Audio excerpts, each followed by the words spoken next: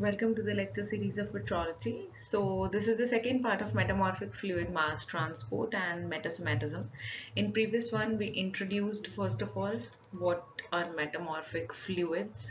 We understood what was the nature of fluids, whether they were volatile in nature or non-volatile in nature, and if they were volatile, like water, carbon dioxide, if they were non-volatile, like alkali, earth, metal, earth elements.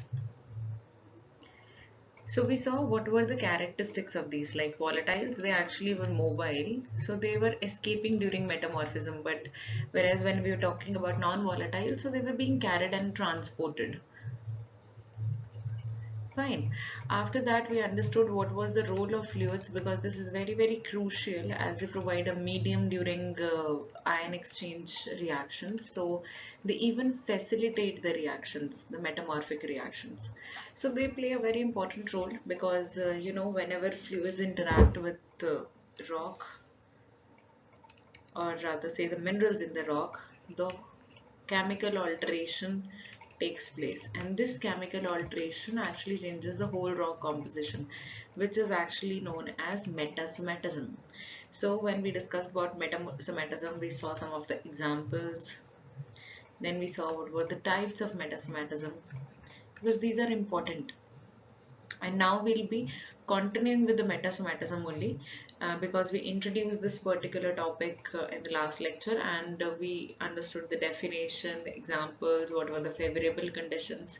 Yes, the favorable conditions also were discussed, the environment in which it was present. So rather they said that the contrasting chemical compositions, if they are present adjacent to each other, so it's very good for the chemical exchange. So that means metasomatism chances are very high that it would be formed. If veins are present, so fluid flow will be very good, and hence the interaction will take place with the minerals. So similarly, now we are going to move ahead and see how the transportation takes place, what are the methods, or you can say the process of metasomatic processes. Let's move ahead now. Okay, so under metasomatic processes, there are two types of processes. One is diffusion and one is infiltration. So first we'll be discussing diffusion in this particular slide, and then we'll move towards infiltration. So just remember, important thing is you need to know what is the definition, like what is actually diffusion, what is the concept of it, then what law it follows, what are the factors, which are affecting the process, or maybe there are some of the influential factors due to which diffusion takes place. So these some parameters we'll discuss in diffusion, and similarly in infiltration also we'll discuss the same. So let's start now. If I have to explain diffusion to you, so there are chemical components which are present. So whenever we discuss about the movement of these chemical components through the fluid, or you say through the medium, it could be solid or liquid. So whenever we are discussing what the movement of chemical component through medium, that is known as diffusion, and this is actually driven by a factor, a parameter known as mu, which is chemical potential gradient. It is not that we'll be just concentrating on concentration differences, that whether one solute is less or one solute is more. It's not on that. It is basically on chemical potential gradient. Now to understand what is chemical potential, you must know that suppose you have a system and a specific particle has been added to this system. Let's say this was a closed system and maybe some particle has been added to it.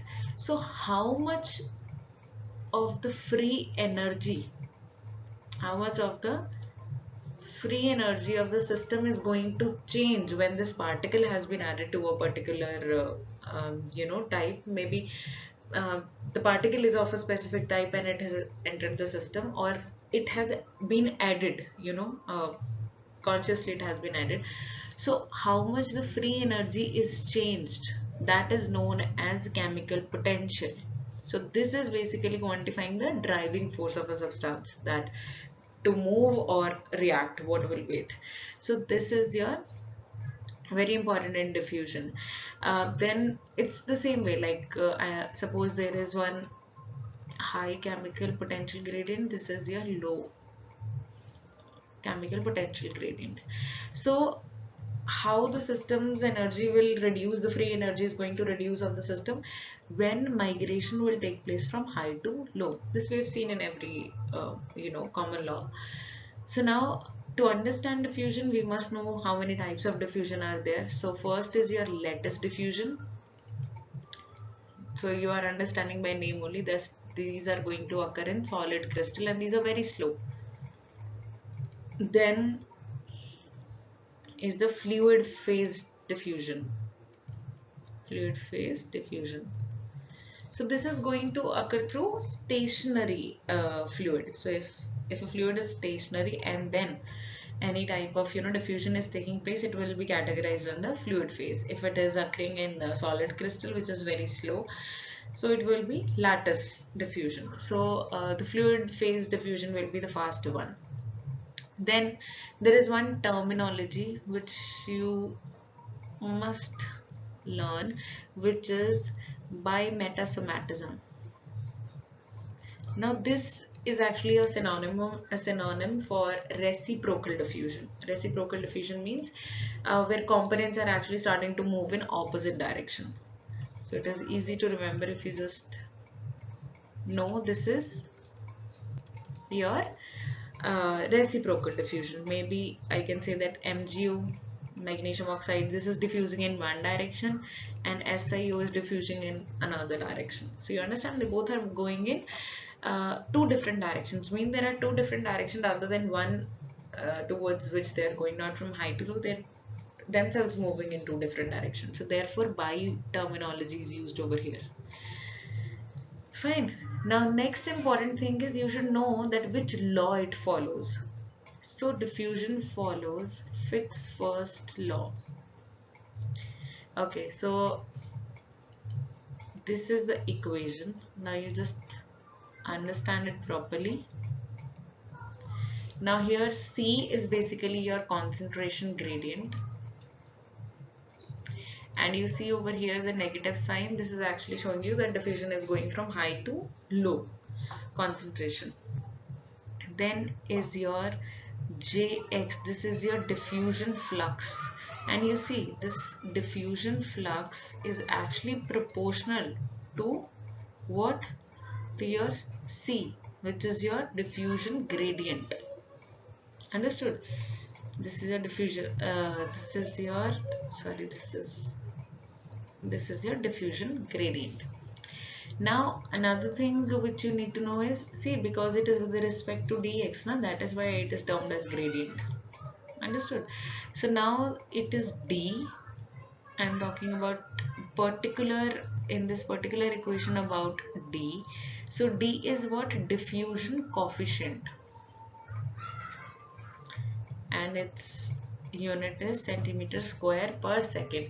Now this diffusion coefficient, it is actually, you can see, directly proportional to temperature, because when D increases, when temperature increases, diffusion also increases. You know that because migration will start and the movement of the particles will also start. So therefore diffusion will increase. So therefore it is said that